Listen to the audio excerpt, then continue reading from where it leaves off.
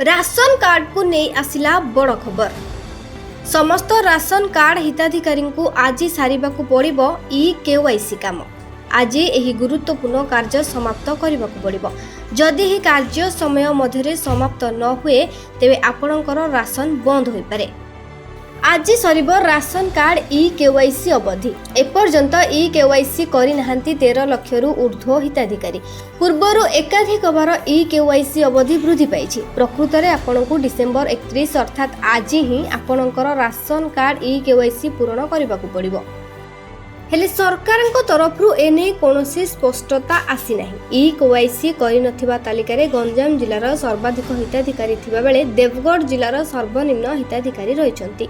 अपर पक्षरे नुआ वर्ष ठारू राज्य सरकार 15 लाख हिताधिकारी को राशन कार्ड प्रदान करेंगे।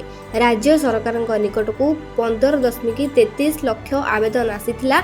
एहारे भितरे 6.39 लाख कार्ड बंटा जाइछि। Bureau report, Viraja news.